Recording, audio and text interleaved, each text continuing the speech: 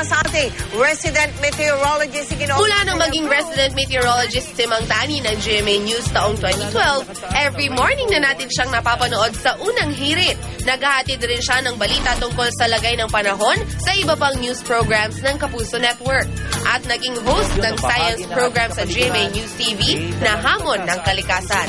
Bagamat maituturing na face of weather news sa Pilipinas, alam niyo ba na si Mang Tani ay isang agricultural engineering graduate? Pagkatapos ng kolehiyo ay nag-training siya sa Pag-asa kaya siya ay naging weather forecaster hanggang maging spokesperson ng nasabing ahensya. Formal rin siyang nag-aral ng meteorology sa UP at kalaunay nagtrabaho sa Bureau of Meteorology sa bansang Australia. Seryoso man sa larangang kanyang pinili, pagdating off-cam ay masayahin at sadyang palabiro itong si Mang Tani. Pero ang mas minahal ng lahat ay ang kanyang pagiging mapagkumbaba. Mula sa inyong unang hirit family, happy birthday Mang Tani! At dahil special ka, marami pa ang gustong bumati. And Tani is the type of person na hindi basta-basta nararatag pag may crisis. Siya yung pasayahin, kalog, and he's a nice person. Mula sa iyong mga kasamahan dito sa Pag-asa, binabati ka namin ng maligayang kaarawan. No?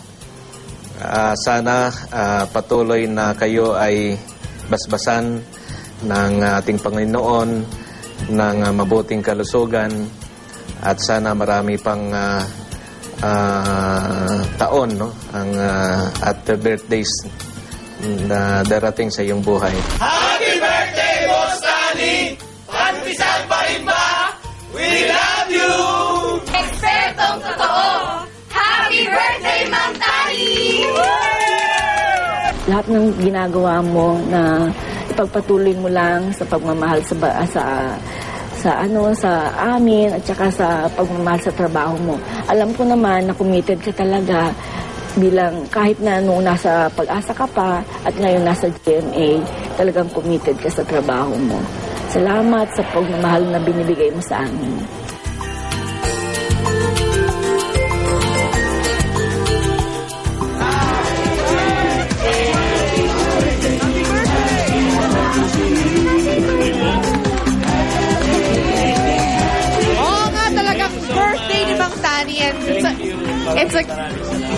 Oo nga, Mang Tani, happy birthday At dahil birthday mo, special na special ka sa aming lahat, obvious naman, di ba? Kasama natin ngayon ang dalawa sa pinakamamahal ni Mang Tani sa kanyang buhay. Walang iba. Kung di ang kanya-kanya kasi Claude. At syempre, ang pinakamamahal niyang misis, si Tita Glo. Good morning. Good morning po. Hi, Claude. Good morning.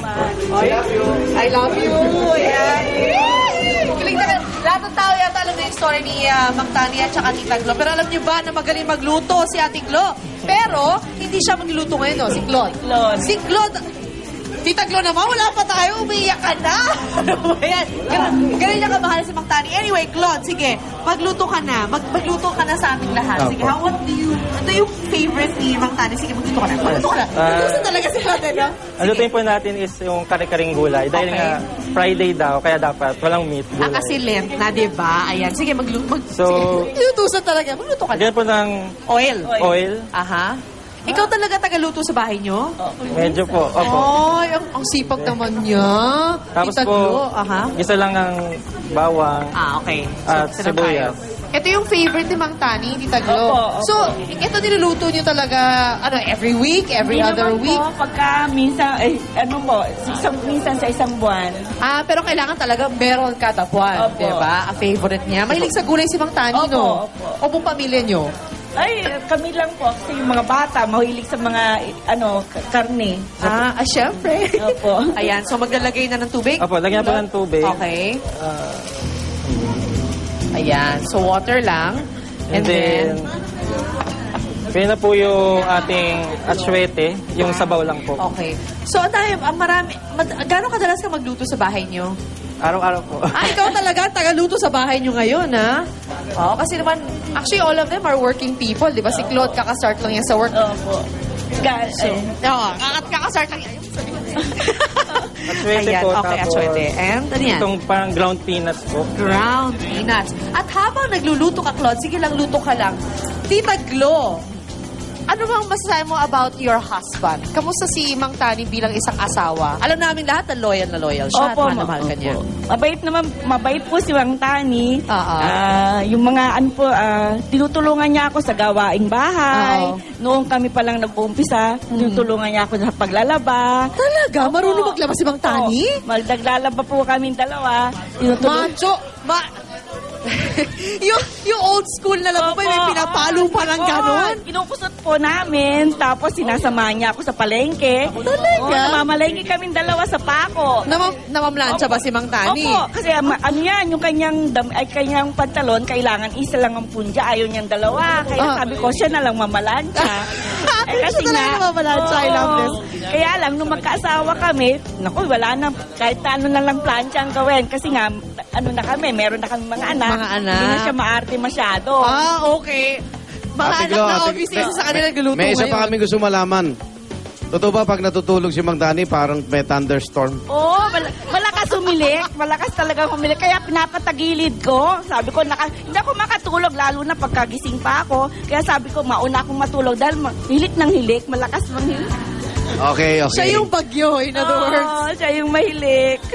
So, ano yung gusto niyang gawin on the side naman pagka gusto niya mag-relax? I heard mahilig siya mag-PSP. Oo, agawan sa mga bata pag naglalaro ng PS.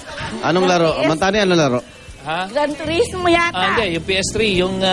Gran Turismo? No, Gran Turismo. Alam na niya kung ano yung laro. Kasi gusto niyang bilhin. Pag nasa mall, sabi niya, naghahanap siya ng laruan na gano'n. Tsaka yung mga toy, yung mga maliliit na, yung mga maliliit na, mga Matchbox. Ay, yung mga gano'n? Oh my Sa goodness. gasolinahan, pag may yung gasolinahan, papabili siya Ay, mga kotse-kotse. Miniature. Hanggang ngayon nga, pangarap niya yung remote na control na car. Oh! Dahil dyan. Ay, wala naman. At dahil dyan, halos matatapos na magluto si Claude na nilagay na lahat. Ano mga nilagay mo Lagyan po na? natin yung puso ng saging. Tapos Siyempre, sitaw. tapos peanut butter. Peanut butter. I love it. Especially mga local air. Okay, so habang niluluto mo yung Claude, yan na yung finished product na si Mang Tani ang mag-e-enjoy. Yan. Ayan na. Ang kare-kare na gulay, courtesy of Claude and Tita Glo.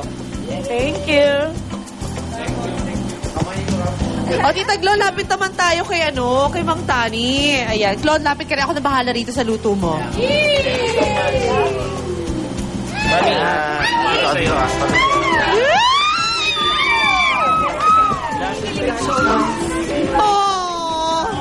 Oh, yung sa mga may asawa dyan, yung mga asawang nanonood, siguro naliliit na ngayon.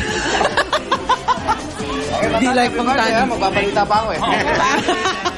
Thank you, Cyrus. Iba ka talaga, Mang Tani. We love you. Happy birthday. Alright, mga kapuso, habang nag-enjoy kami rito, ayan, si Mang Tani. Habang nag-enjoy kami rito sa niluto ni Claude at syempre ni Tita Glo, ang unang balita na po tayo. Thank you. Salamat.